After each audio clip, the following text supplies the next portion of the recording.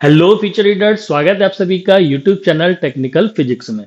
तो आज हम लोग डिस्कस करेंगे न्यूटन्स रिंग के ऊपर बेस्ड वे ऑप्टिक्स का एक इंपॉर्टेंट न्यूमेरिकल जो एग्जाम्स में आ भी चुका है पहले एकेटीवी में। तो देखते हैं इसमें क्या पूछा गया और इस क्वेश्चन को किस तरीके से सॉल्व करना है। तो गिवन है Newton's rings are formed in reflected light. तो पहली लाइन में आप लोगों को स्टूडेंट्स जब भी न्यूमेरिकल को सॉल्व करना है तो पहले हर एक लाइन में दी गई वैल्यूज जो गिवन वैल्यूज होती है उनको आइडेंटिफाई करना है कि दिया क्या गया, हमें फॉर्मूले किस टर्म्स में यूज करने। तो पहली लाइन में ही जो इंपॉर्टेंट चीज लिखी हुई है वो है रिफ्लेक्टेड लाइट का केस। तो दो तरीके के केस न्यूटन्स रिंग में देखे जाते हैं, पूछे जाते हैं, ट्रांसमिटेड लाइट का केस या रिफ्लेक्टेड लाइट का। मोस्ट ऑफ द केसेस में स्टूडेंट्स याद रखना है रिफ्लेक्टेड लाइट ज्यादातर पूछा जाता है। तो यहां पर हम रिफ्लेक्टेड लाइट का ही फॉर्मूला यूज करेंगे, पहली लाइन से क्लियर है। आगे दिया हुआ है of wavelength 6000 angstrom with liquid in between plane and curved surface of diameter of 6 bright ring. तो diameter of 6 bright ring given है जिसकी वैल्यू दी गई है 3.1 मिलीमीटर और रिंग का जो नंबर है वो है 6 ब्राइट रिंग। इससे हमें क्या पता लगता है कि जो n की वैल्यू स्मॉल n की यानी कि ऑर्डर ऑफ रिंग है वो क्या दिया गया है, 6 दिया गया है। इसी तरीके से और आगे जो वैल्यू दी गई है वो है रेडियस ऑफ कर्वेचर की। तो radius of curvature of curved surface be 1 metre. तो 1 मीटर कैपिटल आर की वैल्यू दी गई है और इन सारी गिवन वैल्यूज के आधार पर हमें क्या निकालना है, calculate refractive index of liquid.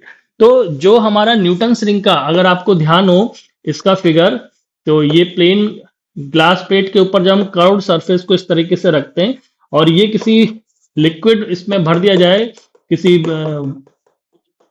Glass के जार में अगर भरा हुआ है तो यहाँ पे हमें जो फिल्म मिलेगी वो किसकी मिलेगी, किसी रिफ्रैक्टिव इंडेक्स की मिलेगी और हमें इसी रिफ्रैक्टिव इंडेक्स म्यू की वैल्यू को यहाँ पर निकालना है। तो सबसे पहले क्वेश्चन में जो दी गई वैल्यूज है उनको हम लिख लेते हैं वन बाय वन। तो don't forget to mention the case, it is reflected light case. Wavelength is lambda equal to 6000 angstrom. तो एंगस्ट्रॉम में दी गई है, या तो इसे आप मीटर में बदल दें या सेंटीमीटर में बदल दें, किसी एक कॉमन यूनिट में हमें कन्वर्ट करना इसको जरूरी रहता है। तो यहां पर हमने सेंटीमीटर में बदल दिया है, 6 इंटू 10⁻⁵ सेंटीमीटर, क्योंकि एक एंगस्ट्रॉम में 10⁻⁸ सेंटीमीटर होते हैं। तो यहाँ पर 3 जीरो पहले से थे तो यहाँ पर बन गया 10⁻⁵। इसी तरीके से जो ऑर्डर ऑफ रिंग है अभी मैंने बताया भी था, एन की वैल्यू वहां से हमें क्या मिल रही है, एन इक्वल टू 6।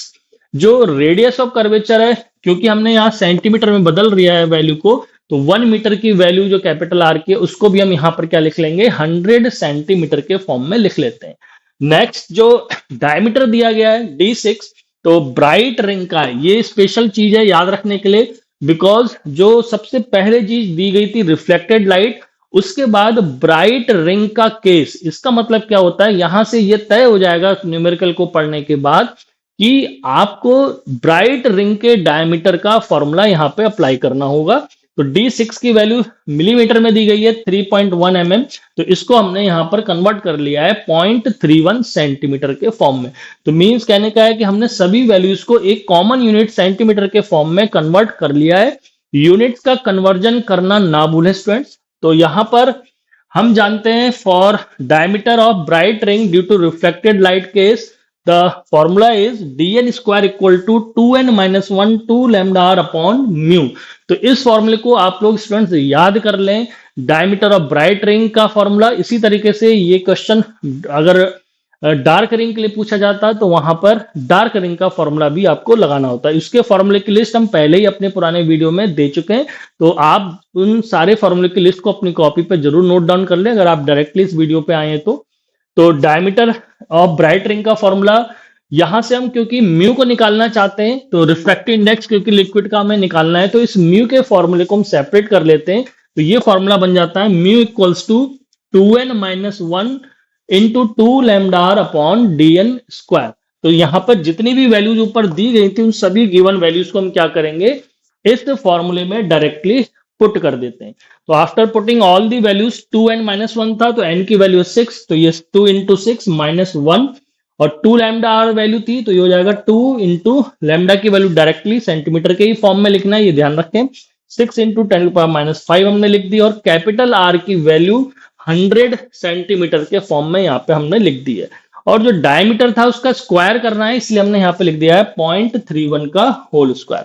तो इन सारी वैल्यूज को जब हम सॉल्व करते हैं तो अप्रोक्सीमेटली ये हमें वैल्यू मिलेगी कैलकुलेटर से सॉल्व करने पर 1.373। तो हम कह सकते हैं यहाँ से कि ये जो लिक्विड यहाँ पे भरा गया था, जो यहाँ पे पूछा भी गया है कि जो लिक्विड है बिटवीन प्लेन और कर्व्ड सरफेस, इनके बीच में, तो ये प्लेन ग्लास प्लेट है, ये कर्व्ड सरफेस है, इनके बीच में जो म्यू लिक्विड की बन रही है रिफ्रैक्टिव इंडेक्स की लेयर, उसकी वैल्यू फाइनली हमें क्या मिलती है 1.373।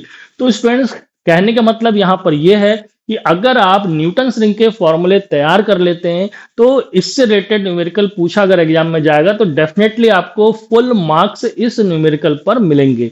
तो आप देर किस बात की है, इन न्यूमेरिकल्स की प्रैक्टिस जरूर करें, केवल वीडियो देख करके प्रैक्टिस ना करें, उस क्वेश्चन को खुद से सॉल्व करने की प्रैक्टिस करें, कैलकुलेटर पर खुद से आंसर वेरीफाई करें, क्या आ रहा है क्या नहीं आ रहा है, आप निकाल भी पा रहे हैं कि नहीं, केवल वीडियो देखने तक ही सीमित ना रहें। तो होप इससे आपकी प्रैक्टिस एग्जाम के लिए बहुत अच्छी होगी और आप अच्छे नंबर अचीव कर पाएंगे। तो आप हमारे इस चैनल से जुड़े रहिए ताकि आपको आने वाले न्यूमेरिकल्स के वीडियोस के अपडेट मिलते रहें, और मिलते हैं जल्दी आपसे नए वीडियो के साथ। तब तक के लिए थैंक यू।